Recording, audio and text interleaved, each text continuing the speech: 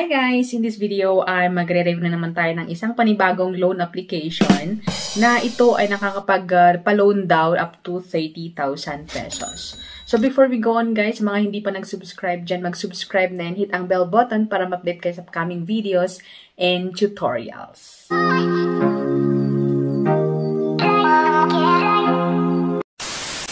Welcome and welcome back to my channel. So in this video ay magre-review na naman tayo ng isang panibagong loan application na naman guys. So before we go on, ay disclaimer muna, ang video ito ay hindi po sponsored, hindi po ako affiliate, and I'm just sharing guys kung ano yung nakita ko sa isang lending application at kung ano po ang aking naranasan sa isang application.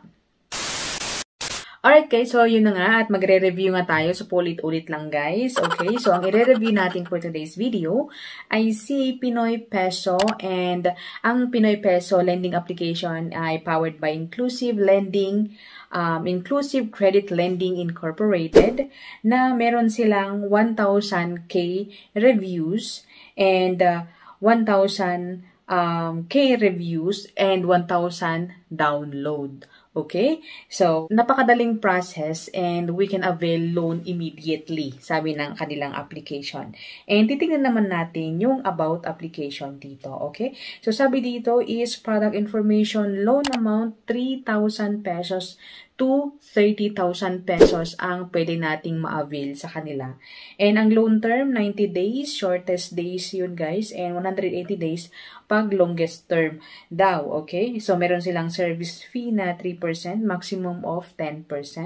So, titingnan nga natin guys kung totoo nga ba. So, let's go on. Download natin ang kanilang application sa Google Play Store, and napakadalang po na i-download and free po ito. Okay? So, upon downloading guys, ay makikita natin dito na tatanungin agad sa atin or i-ask or magbibigatan ng permission sa ating SMS, selected contacts, application list, camera, location, etc. So, tap natin yung agree guys, okay? So, upon agreeing guys, ay ipapakita na nila sa atin ang maximum na pwede nating ma-avail sa kanila.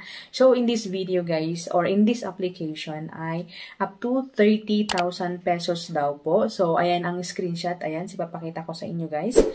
30,000 pesos and loan length to up to or 90 days to 180 days. And makikita nyo sa kanilang screenshot or sa aking screenshot guys na sa kanilang interface or sa kanilang pagbungat pa lang natin sa kanilang application ay makikita na natin dito yung logo ng Securities and Exchange Commission. So, yun guys. So, malamang na registered sila. Pero hindi naman po lahat ng registered sa SEC is okay sila and goods. So, let's check guys. So, first thing first ay mag-a-ask sila ng personal phone number. So, yung active phone number natin para makapag-proceed po tayo sa kanila guys. So, after natin maibigay ating phone number, ganyan, and makapag-login na tayo, makapag-create ng ating password sa kanilang application, ay isusunod nilang tatanungin sa atin ng ating identity information, which includes yung ating ID, ating birthday, and ating gender. So, ito guys pala yung mga kailangang ID sa lending application na ito guys. So, TIN ID, driver's license, UMID, GSIS, voters, ayan, and PRC ID, postal, passport, OWA, ayan, sa mga overseas worker, and national ID, and yung PhilHealth. So, basically, ay pwede na namang manggamit ang ating PhilHealth ID guys sa application na ito guys. Alright?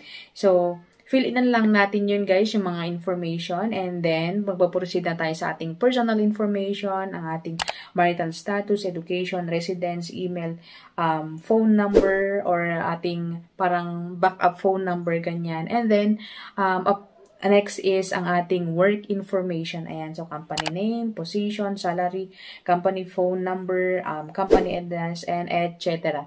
So, dito naman guys, after natin ma-fill upan yun guys, ay next na natin. So, makikita natin dito yung ating contact information. So, sa application na ito guys, sa lending application na ito guys, is mag-a-ask sila ng 5 na contact references. Okay? So, pansin natin dito, or napansin ko dito guys, na yung first, second, third is yung family member natin. So, first is father, second is mother, and third is yung siblings. And the rest is yung mga friends, colleagues, ganyan. After natin guys, ay upload na natin ang ating ID. Okay? So, picture ng ating ID and then send na natin yun guys. So, dito guys, medyo naguluhan ako kasi after nang mag-upload ako ng ID is dito naman tayo sa product list. So, ano nga ba yung mga product list? So, basically, hindi ko po talaga alam. Akala ko, yun po yung utangin guys dito, okay? So, dito sa first is VIP 13. So, popular daw siya. Ayan. So, VIP 7, VIP 10. Ayan. So, makikita niyo sa screenshot, guys. So, for me, tinap ko na lang or pinindot ko na lang yung 3.5 sa pinakauna, yung VIP 13 daw. Okay? So, pinindot ko yan, guys. And then, next na magpapakita sa atin is yung withdrawal channel agad-agad. Okay?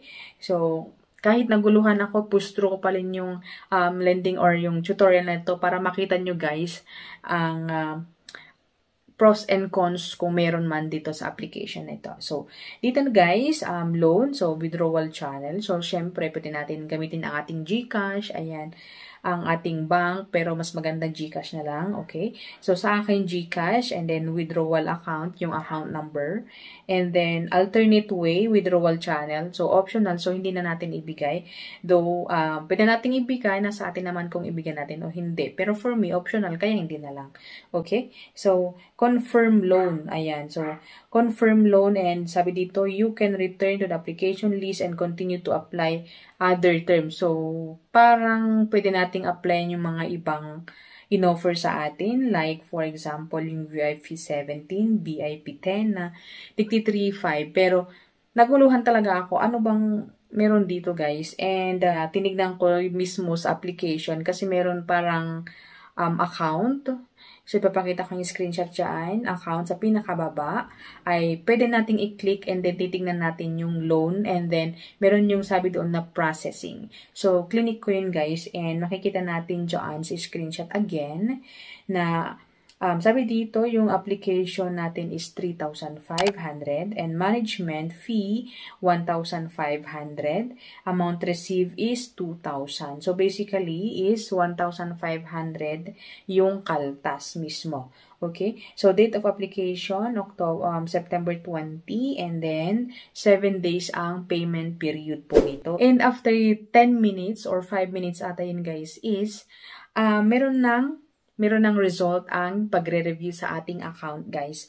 So, makita natin dyan sa screenshot, guys, na fail po tayo. Sabi dito, please apply again in 3 days. So, yun, guys, ang processing dito sa Peso Pinoy. Nalulungkot lang ako, guys, kasi nga, kinuha na naman nila ang ating information. Ayan, so, sinubmit naman natin or sinubmit ko naman yung information correctly, pero I don't know bakit hindi po tayo na-approve sa loan na ito, guys. So, that's it my review sa Pinoy Peso Lending Application. And I hope na nakatulong ang review ito sa mga gustong mag-avail ng loan sa kanila. So, thank you for watching, guys. And I hope to see you again on my next video. Bye!